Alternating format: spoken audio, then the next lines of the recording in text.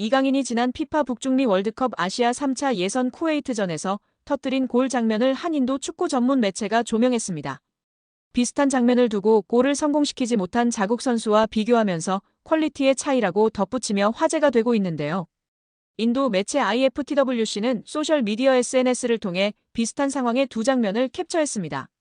하나는 지난 10일 인도와 홍콩의 2027 아시아축구연맹 아시안컵 3차 예선 시조 2차전 경기, 그리고 다른 하나는 같은 날 한국과 쿠웨이트의 북중미 월드컵 아시아 3차 예선 B조 최종전 경기 장면이었습니다.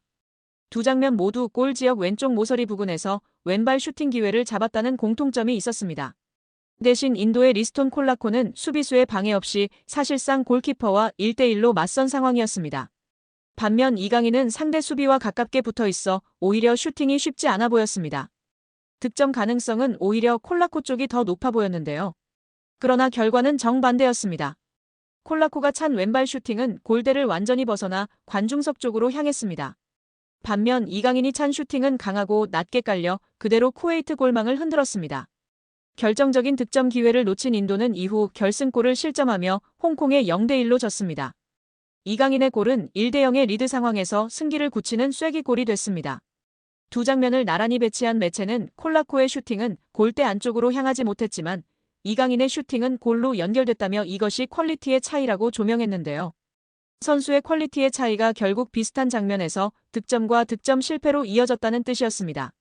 물론 이 게시글엔 코끼리와 개미를 비교할 순 없다거나 이강인을 그와 비교하는 건 이강인을 모욕하는 행위라는 등 애초에 비교 대상이 아니라는 댓글도 이어졌습니다. 공교롭게 같은 치른 경기에서 매우 비슷한 장면이 연출되면서 인도 언론이 이강인과 인도 선수를 비교한 것 같은데요. 프로 선수와 아마추어 선수의 차이라고 볼 수 있을 정도로 엄청난 갭이 있는데 비교하는 것 자체가 우스운 것 같습니다. 구독자 여러분들의 생각은 어떠신가요? 메시와 이강인도 인연이 있는데요. 메시가 떠난 자리의 공백을 이강인으로 메우려는 모습입니다. 프랑스 현지 유튜버도 이강인의 드리블이 메시의 드리블을 연상시킨다며 극찬하기도 했고요. 최근 로리앙과의 리그앙 첫 경기에서의 이강인의 활약에 리그앙 공식 사무국의 발표도 화제가 되었습니다. 이강인은 아르헨티나의 위대한 선수가 차지했던 자리를 훌륭하게 소화해냈다. 이강인은 데뷔 공격 포인트를 올리지는 못했지만 PSG의 공격을 지휘했다. 측면에서 중앙까지 폭넓게 움직이며 창의적 공격을 주도했다. 이는 지난 시즌까지 이 시대 최고의 축구선수 리오넬 메시가 PSG에서 하던 역할이다. 리그 1 사무국은 이강인이 메시의 후계자 역할을 성공적으로 수행했다고 평가했습니다. 리그 1은 매 경기 홈페이지를 통해 공개하는 매치 리포트에서 이강인을 경기 최우수 선수 격인 더 플레이어를 선정했습니다. 리그 1은 이강인과 왼쪽 공격수로 나선 마르코 아센시오는 PSG 공격에 활기를 불어넣은 점에 대해 칭찬받을 만하다. 다른 날이었다면 승리했을지도 모른다고 평가했습니다. 이어 메시가 남긴 공백은 여전히 커 보였지만 이강인은 아르헨티나의 위대한 선수가 차지했던 자리를 훌륭하게 소화해냈다며 구단은 경기 결과에 실망할지도 모르겠으나 이강인은 한국인 최초로 PSG 선수가 된 자신의 활약에 만족할 것이라고 칭찬했습니다. 메시는 바르셀로나와 눈물로 이별하며 이적한 곳이 파리 생제르맹이었습니다. 예상치 못한 파격 행보로 엄청난 이슈가 되었는데요.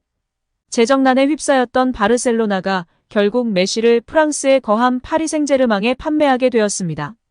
메시는 PSG로 떠난 것은 계획되지도 원하지도 않았던 일이라며 나는 바르셀로나를 떠나고 싶지 않았다라고 고백했습니다.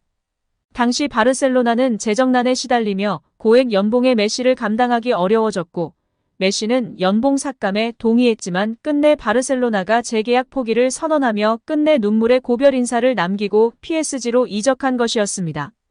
2022년도 시즌 메시는 소속팀이었던 파리 생제르맹에서도 최고의 활약을 펼쳤습니다. 적지 않은 나이에도 불구하고 공식전 41경기에 출전해 21골과 20도움을 올리면서 PSG의 리그 우승을 이끌었는데요. 이번 여름 이적 시장서 PSG를 떠나 미국 메이저리그 사커로 향했습니다.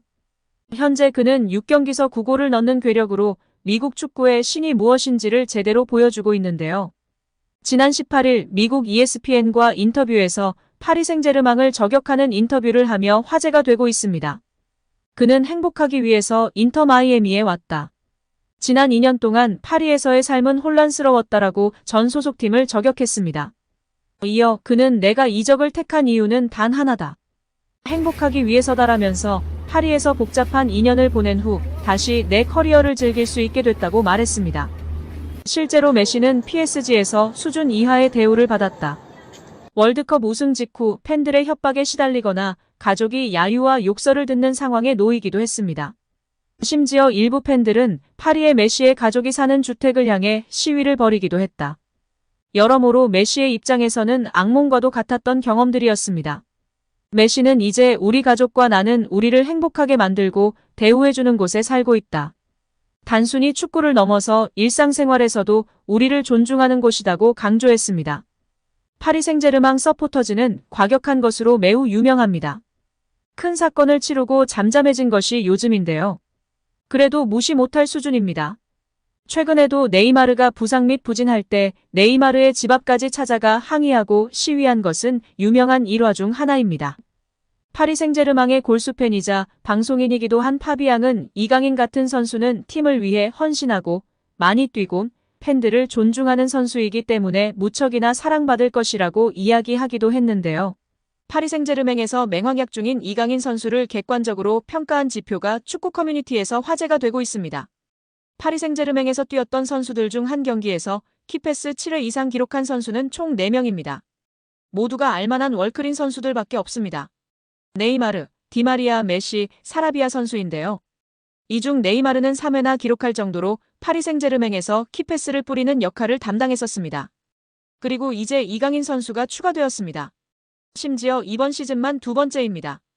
지난 2024년 시즌에서 키패스 7개를 기록했고 올 시즌 생테티엔전에서 키패스 7개를 기록하며 네이마르 선수에 이어 2번째로 많은 한 경기 키패스 7회 기록 선수가 되었습니다. 경기 후 클럽 월드컵을 독점으로 제공하는 스포츠 전문 채널 DAGN과의 인터뷰에서 비티냐는 이 장면의 배경을 자세히 설명했습니다. 그는 페널티킥 키커에 대해선 이미 감독, 동료들과 함께 논의한 적이 있다. 보통 덴벨레가 찬다면서 오늘은 내가 차는 차례였지만 나는 공격수가 아니다. 팀이 이기고 있는 상황이라면 골이 필요한 공격수에게 기회를 주기로 한 게 우리의 방침이라며 이강인에게 기회를 넘긴 이유를 밝혔습니다. 이어 그는 이강인은 득점이 필요했기 때문에 자연스럽게 양보한 것이라고 덧붙였습니다. 이강인은 동료의 배려를 득점으로 완벽히 보답했습니다. 그는 페널티킥 키커로 나서 자신감 있게 오른발로 강하게 찬 볼을 골문 좌측 하단으로 정확히 밀어 넣었습니다. 아틀레티코의 골키퍼 얀 오블락은 반대 방향으로 몸을 날렸고 이강인의 슛은 골망을 흔들며 경기의 마지막 골로 기록됐습니다. 골 직후 이강인은 자신에게 페널티킥 기회를 넘긴 비티냐에 감사를 표하며 가리키는 듯한 세리머니를 선보였습니다. 이후 비티냐는 물론 네베스, 하키미 등 동료들이 이강인 곁으로 달려와 축하 인사를 건네며 진심 어린 박수를 보냈습니다. 이로써 이강인은 개편된 형식으로 처음 치러지는 이번 피파 클럽 월드컵에서 득점한 첫 번째 한국인 선수가 됐습니다. 이미 지난 시즌 유럽 챔피언스 리그, 프랑스 리그, 프랑스컵에서 모두 우승하며 유럽 트래블을 달성한 그는 다시 한번 한국 축구 역사에 이름을 새겼습니다. 또한 개인적으로는 무려 7개월 만에 PSG 소속으로 마침내 골 침묵을 깨뜨렸습니다. 여기에 축구 통계 매체 후스코어드닷컴은 공식 SNS를 통해 이번 시즌 유럽 5대 리그에서 90분당 가장 많은 찬스를 만들어낸 선수들을 발표하며 이강인의 성과를 주목받게 만들었습니다. 유럽 5대 리그는 프리미어리그, 라리가, 분데스리가, 세리에 A, 그리고 리그앙을 포함하는데요. 이 5개 리그 전체 선수들 중에서 90분당 기회 창출이 가장 많았던 선수는 바이에른 뮌헨의 마이클 올리세로 90분당 1.23회로 1위를 차지했습니다. 그 뒤를 이어 아스널의 부카요 사카가 1.09회로 2위, 맨체스터 시티 이적이 확정된 라얀 셰르키가 0.97회로 3위를 기록했으며 바르셀로나의 초신성 라민 야말이 0.88회로 4위에 올랐습니다. 이어 5위는 파리 생제르맹에서 뛰고 있는 이강인이 차지했습니다. 이강인은 90분당 0.86회의 기회 창출을 기록하며 그의 정확한 킥과 남다른 시야가 동료들에게 많은 기회를 만들어주는 역할을 했습니다. 열거된 선수들이 현재 세계 축구계에서 촉망받는 유망주이거나 세계 최고 중 한 명으로 꼽히는 선수들인데요. 이강인 선수의 잠재력, 천재성을 다시금 확인할 수 있는 상황입니다. 공격형 미드필더나 우측 윙어로 나서 찔러주는 킬패스가 일품인 이강인은 지난 10일 열린 2026 국제축구연맹 북중미 월드컵 아시아 지역 3차 예선 B조 10차전 쿠웨이트전에서 그의 장점을 여실히 보여주었습니다. 이날 이강인은 직접 골을 터뜨렸을 뿐 아니라 기회 창출도 무려 7번을 기록하면서 공격 활로를 뚫어섰습니다.